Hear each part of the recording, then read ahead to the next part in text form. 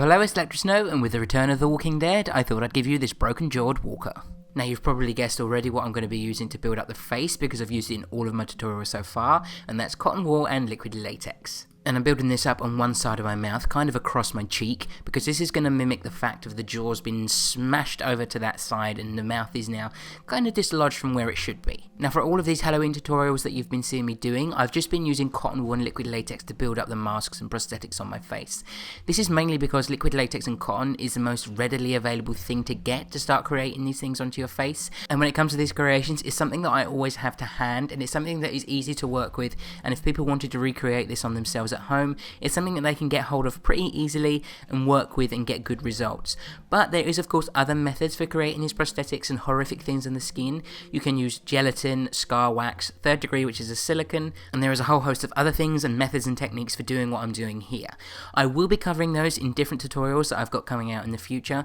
but for the sake of these Halloween ones, and if people wanted to recreate this, as I said, latex is the easiest option to go with. Some of those other things have different working times, different products to use with them. Some of them have pros and cons, but for this is something that you can just do on your skin and you get pretty good results with it without having to have any skill level. This is basically an easy step for everybody to follow, and it's a product that works pretty well no matter what your skill level is. Now, you've probably been noticing there what I've been doing with the latex and cotton, but I've just been laying it down to build up the sides of the mouth where I want the new mouth to be sitting, and kind of putting like folds and little tiny tears in it and stuff like that to give texture, because this is kind of like rotting skin. I've then been going around the edge of that liquid latex and cotton with one ply of tissue paper, and this is just make sure that the cotton and latex kind of transitions into the skin a lot more, because you want this to look like the skin is all like rotting and peeling off. You don't want it to look like there is something just stuck on the skin. You want to make it look cohesive and like it is actually the full skin face, which is all rotting and peeling. And to really sell that broken, dislocated jaw, you can see that I covered up completely one side of my mouth, going over my lips with liquid latex and cotton. This just really sells the fact that that jaw has been pushed over to that side and it's completely in the wrong place. For the rest of the skin on the face, I just went over it with a layer of liquid latex and then pushed in one ply of tissue paper on top of it, making sure to wrinkle this tissue and kind of break it up with more latex by rubbing it on top as I'm pushing it down. This just sells the fact that the skin is rotting off of the face, and it gives a horrible, horrible texture to the skin. Now, it depends upon the walker, because some of them have different things done to their face through different situations, but with this one, I kind of didn't want to mask the nose out completely, but make it look like the skin had been pulled away from the skull ever so slightly from the trauma. Now, for this, I took a piece of tissue paper, and when you're blending in tissue into the skin with latex, you really don't want to be working with straight edges. Straight edges are a pain in the ass to blend into the skin, so to get this so that they've got jagged edges on the pieces that I'm going to apply, I just take it and kind of fold it and scrunch it up and then rip along that scrunch, and then that gives a nice jagged texture to the piece of tissue. Then separating it apart so it can be applied one ply at a time, I take one piece and fully cover it over my nose, and then taking the remaining pieces of ply and I kind of take them down the sides just so I can blur in the bridge of my nose and make it look like the skin's kind of pulled off again. Gravity's taken its toll, the skin's more gaunt and basically dead. Now, while the latex is not completely dried down, I'm just going in with my fingers and kind of rubbing in areas to make kind of like rip marks and pulling certain parts off my face, because as the walker would be walking through the woods or anything like that, its skin would be getting caught on different objects and there'd be all these sorts of problems occurring to the person's face. And on the side that the jaw is broken to, I'm pulling the skin around the eye to just show that the skin's moving completely in that direction, even in the eye as well. We want that to fully dry before we go in with any other makeup for colours and painting. And while the face was drying, I added some detailing to the neck. I just took a piece of cotton, opened it up completely so it was all kind of just filaments and just going everywhere pretty much. And then I laid down some latex onto my neck and pushed it into it. And this is kind of a messy thing to be doing with when you've opened up the cotton that much. It goes everywhere. But this is the effect we want. We want it to look like the skin's all ripped open. So the thing I did with that is I just got latex on it as quick as possible and splayed it out across the neck so it had holes and marks in it, because that's what we can go in and add wounds into that area later on.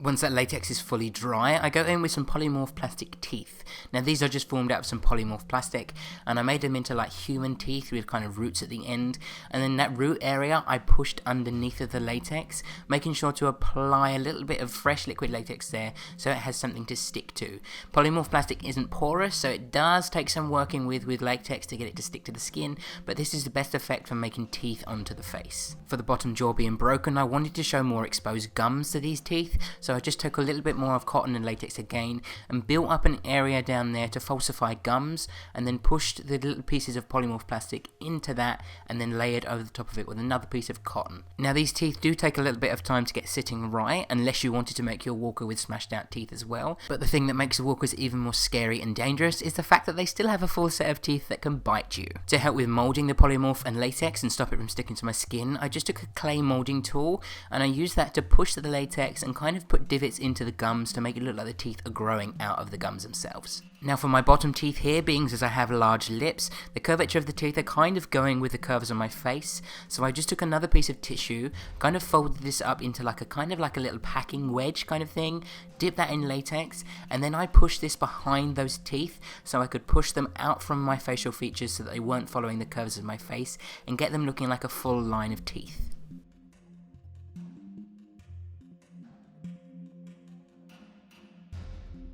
Now this is going to be my first shade of colours to get that latex looking like a skin tone kind of effect, and for this I'm just using any really pale foundation, and I'm also going to be using a Krylon bruise wheel. Taking that foundation, I cover all of my new face, even the teeth, we don't need to worry too much about those, and with the Krylon bruise wheel I just took the green and took a little bit on my finger, rubbing that into certain areas on the face, and with that same stippling brush we used to apply the foundation, buff over the top of that green to make it look like there's moulded areas in the skin. I'm then taking some of the browny red from the bruise wheel and I'm using this to apply in areas where we've got open parts of the skin and to colour in the gums.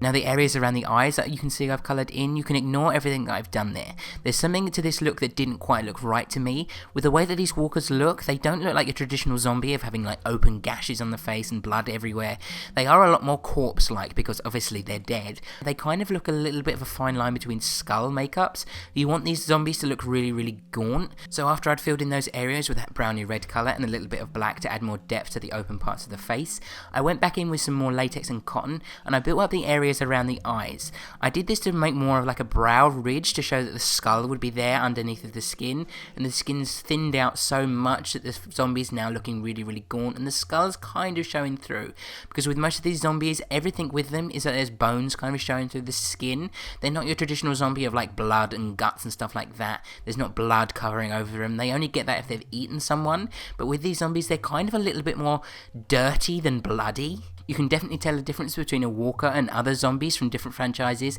The Walking Dead zombies are a little bit more like decayed, and there's definitely a very specific thing to the way that they look. And I tried to mimic this as close as possible by using what would be classed as low budget special effects things, because God knows that they wouldn't be using liquid latex as a form of casting the exact face on the zombies. They would be using a lot more things like silicone, foam latex, prosthetics, stuff like that. They'd be using a lot more high-end things, but for this look and for it being easily recreated by you at home, I wanted to try and mimic this as close as I could with lower end special effects makeups.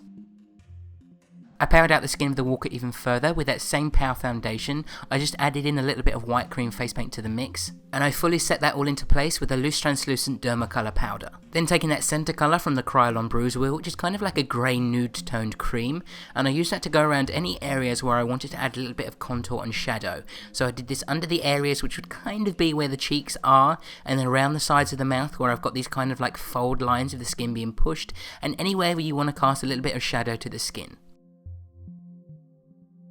Then mixing that grey cream tone in with a little bit of the browny red, I took that on a stippling sponge and I stippled that all over areas around the forehead.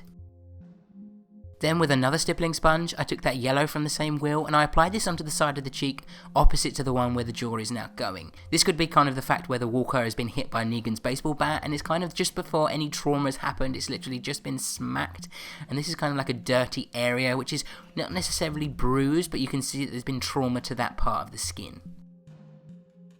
Now the dark brown eyeshadow, I use that to apply areas on the skin which kind of look like dirt, and I also use that over the top of all of the latex so it will sit into some of those fine lines and bring out all of those wrinkly little bits of detail in the skin. Then using the same brush we used to apply the skin tone, I just took that and just dotted it in a few areas around the hairline because they were looking a little bit dark and I wanted to add a little bit more texture to the skin to get the effect of the little flaky bits of skin sitting around the temples. Now everything from this point on is just a fact of going in and darkening certain areas up, adding a little bit more texture and definition to areas, and basically making the walker look even more decayed and rotting away. You just want to go in and add little bits of darker pieces to the areas, and around the eyes here I just took a little bit of a dark face paint and I added that into the areas where there'd be hollows. Most of, if not all of these walkers have terrible eye bags, so I just took another dark brown eyeshadow. This one's slightly more warm in tone, and I use this to make dark circles around the eyes to really give the effect that this walker has been dead for a long time and not got much sleep. I also use that same shadow to bring out a few little ridges and contours here and there, and then I mixed in a little bit of a red cream face paint with a black cream face paint, and I use this to add some detailing like holes in the skin and to just darken up the gums a little bit. Most of these walkers aren't necessarily covered in blood, as I said, unless they've eaten someone, and everything's kind of just like dark and grimy. It's sort of like congealed dark blood that's sitting over them, and where there's wounds they've kind of rotted more and there's not really blood left in them, their blood is black. Even walkers have to update social media, and I'm doing Snapchat here, so you should follow me along over there. I changed these contact lenses up to some mini sclera lenses, and these are in the shade Venus. Links to where I got these lenses from, as well as all of the products I've used in this video, will be down below. I hope you enjoyed this video. Please give it a thumbs up if you did, and subscribe if you haven't already, and until next time, bye bye.